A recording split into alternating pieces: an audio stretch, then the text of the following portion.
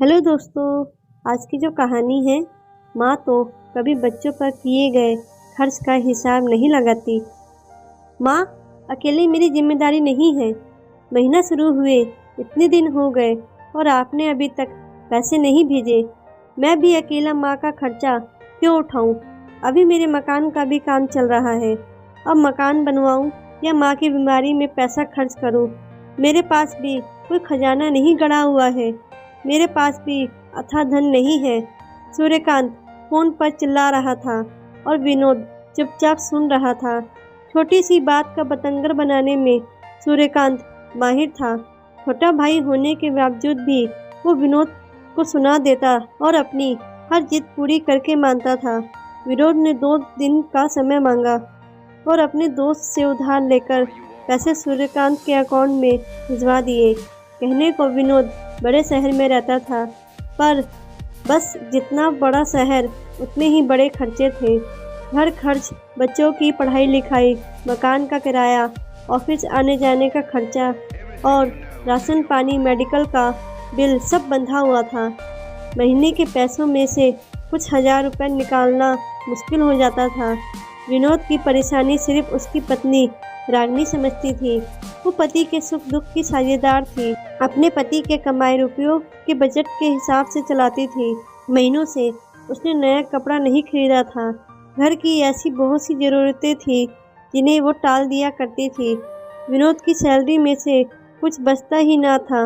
मन में इच्छाओं का संसार लिए वो अपने जीवन साथी का बराबर साथ दे रही थी। उसने कई बार अपनी सास को कहा कि वो कुछ दिनों के लिए उनके पास आकर रहे, पर शांता देवी अपने छोटे बेटे के ही पास रहना चाहती थी, क्योंकि वहीं पर उनके सारे रिश्तेदार रहते थे और आधुनिक सुख सुविधाएं थी। शांता देवी के 2 बेटे थे। बड़े बेटे विनोद ने अपनी पढ़ाई पूरी की, पर वो ज़्यादा कुछ नहीं कर पाया। एक जगह नौकरी भी लगी थी, पर वो वहाँ से छोड़कर आ गया। पिताजी के सुझाव पर उसने बिजनेस शुरू किया, पर वो बिजनेस में भी अच्छा न कर पाया और अब उसकी उम्र भी शादी की हो गई थी। लड़की वालों के रिश्ते आए, पर सबने बिजनेस अच्छा ना देखकर इनकार कर दिया। रागिनी के घर वाले गरीब परिवार से थे, इसलिए उन्होंने शादी कर दी। उनका मानना था कि परिवार के बीच बेटी का पेट पल जाएगा। शादी होने के बाद रागिनी को अपने पति की वजह से ताने सुनने पड़ते थे। एक दिन वो खाना खा ही रही थी तो शांता देवी ने ताना दे दिया, तेरे पति की कमाई का खाना नहीं है जो इतना लेकर बैठ गई है। हिसाब से खाया कर। मेरा पति कमा रहा है और ये घर उसी से चल रहा है। रोटी का कौर रागिनी के हाथ में रह गया। अब तो उसने जिद पकड़ ली कि वो मेहनत से काम करे और घर में पैसा लाकर दे। रागिनी ने अपने दूर के रिश्ते के भाई को कहा और उसकी कंपनी में विनोद की नौकरी पक्की हो गई। तूने सास ससुर की सेवा के झंझट से मुक्ति पाने का अच्छा उपाय ढूंढा है, शांता देवी ने रागिनी को सुनाया। नहीं माँ जी, मैं इस तरह से रोज आपके ताने सुनकर जीना नहीं चाहती हूँ। ससुर जी की कमाई के पकवान भी मेरे लिए फीके हैं और अपने पति की कमाई की 2 सूखी रोटी भी मैं हंसकर खा लूँगी। अपने आत्मसम्मान की रक्षा के लिए उस दिन रागिनी ने ससुराल छोड़ दिया। विनोद के संग नए शहर में आ गई। नए शहर में बसना आसान नहीं था। धीरे धीरे करके सब सामान बसाया। पति की कमाई में रागिनी खुश थी, चाहे थोड़ी ही थी, पर आत्मसम्मान की रोटी खा रही थी। उधर सूर्यकांत जब बाहर से अपनी पढ़ाई पूरी करके आया तो उसे ये सब सुनकर बहुत गुस्सा आया। भाई भाभी के इस तरह चले जाने से वो नाराज था। सूर्यकांत ने इंजीनियरिंग की पढ़ाई की थी। उसकी अच्छी कंपनी में नौकरी लग गई और अमीर घराने की लड़की से उसकी शादी हो गई। दोनों का अपना जीवन चल रहा था, पर ये उससे बर्दाश्त नहीं हो रहा था कि भाई भाभी अपने अलग रह रहे हैं और मेरी पत्नी को यहाँ घर संभालना पड़ रहा है। एक दिन अंजिता भी गुस्से से सूर्यकांत से बोल पड़ी, अपने माता पिता की सेवा करवाने तुम मुझे लाए हो क्या? मेरी अपनी कोई जिंदगी नहीं है क्या? शांता देवी दोनों का झगड़ा सुन लेती है और वो बहू की मदद कराने लगती है। धीरे धीरे रंजीता सारी रसोई की जिम्मेदारी का भार शांता देवी के कंधों पर डालकर खुद रसोई के कामों से मुक्त हो जाती है। शांता देवी काम तो कर लेती थी, पर उन्हें पैसे का बड़ा लालच था। अच्छी साड़ियाँ और अच्छा खाना उनकी दो कमजोरियाँ थी। रंजीता उन्हें अपने मायके से आई कीमती साड़ियाँ उपहार में दे देती थी और उनसे काम करवा लिया करती थी। कहने को वो थक जाती थी, पर फिर भी सबसे यही कहती थी कि काम ना करूँगी तो हाथ पांव जाम हो जाएंगे। रंजीता के जब पहली संतान हुई तो रंजीता उसी को पालने में लग गई और शांता देवी पर हर काम के लिए निर्भर हो गई। रंजीता को तो इतना भी नहीं पता था कि रसोई के मसाले भी कहाँ पर रखे हुए हैं। जब भी रागिनी फ़ोन पर अपनी सास से बात करती तो वो नाराज़ सी रहती थी। अब उनकी नाराज़गी किस चीज़ को लेकर थी ये तो रागिनी भी नहीं जानती थी। वो जब ससुराल में थी तो वो पूरा काम संभाल लेती थी, अपनी सास को हाथ भी नहीं लगाने देती थी, उनका कहा मानकर उनके अनुसार काम करती रहती थी और उन्हें शिकायत का मौका नहीं देती थी। पर जब बात पति की कमाई और स्वाभिमान की आई तो वो ये सब बर्दाश्त नहीं कर पाई थी और उसने वो घर छोड़ दिया था। समय चल रहा था, सूर्यकांत और विनोद के बच्चे बड़े हो रहे थे। सूर्यकांत की कमाई बहुत थी तो उसकी पत्नी को अब घर छोटा लगने लगा था और पति से जिद करके वो नया घर बनवाना चाहती थी। पर सूर्यकांत के पिताजी अपने हाथ से बसाए घर को तोड़ना नहीं चाहते थे। एक दिन शांता देवी के पति को दिल का दौरा पड़ा और अचानक उनकी मौत हो गई। 15 दिन तो निकल गए, सब रिश्तेदार भी आकर चले गए, पर उसके बाद शांता देवी टूट गई थी। अब उनका किसी काम में मन नहीं लगता था। रंजीता का व्यवहार अब बदलने लगा था। जिस सास से वो पैसे के दम पर सेवा करवाती थी, साड़ियों का लालच देती थी, अब वो ही सास बेजान सी हो गई थी। घंटों गुमसुम बैठी रहती थी और रसोई का भार रंजीता पर आ गया तो वो सूर्यकांत पर गुस्सा निकालती थी। मैं ही माँ जी की सेवा करने के लिए फालतू नहीं हूँ। तुम्हारी भाभी तो वहाँ मज़े से रह रही है और मैं यहाँ रसोई में दिन रात खट रही हूँ। वो तो वहाँ सुखी है और हम यहाँ इनके दुखड़ों के साथ में जी रहे हैं। रंजीता रोज ही खटपट करती थी। शांता देवी अब बीमार भी रहने लगी थी। उस पर बहू के ताने ने उनका कलेजा छलनी कर दिया था। बड़ी बहू के पास भी वो किस मुंह से जाती। अब उनकी सेवा और बीमारी का खर्च भी रंजीता को खटकने लगा था। वो रोज ही ताने देती थी और सूर्यकांत के कान भी भरती थी। ससुर जी के जाने के बाद रंजीता ने वो मकान तोड़वा दिया और उसी पर नया मकान बनवाने लगी, पर सास का खर्च उसे अभी भी अखरता था। आखिर सूर्यकांत ने कह भी दिया कि भैया माँ के लिए हर महीने का खर्चा भेजो, अब मुझसे नहीं उठाया जाता है। मैं घर भी बनवा रहा हूँ, उसमें भी लाखों रुपया लग रहा है। रागिनी और विनोद के हाथ ज़्यादा खुले नहीं थे और वो देखकर घर चलाते थे।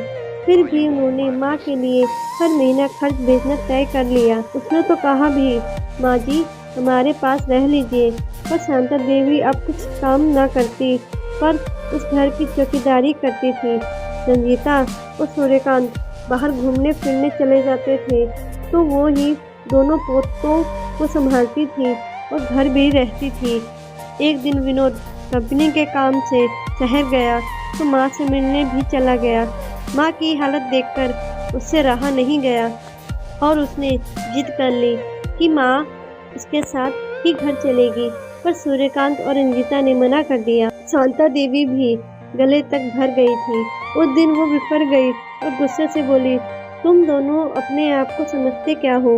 मैं तुम्हारे इशारों पर ही नाचती रहूँगी क्या?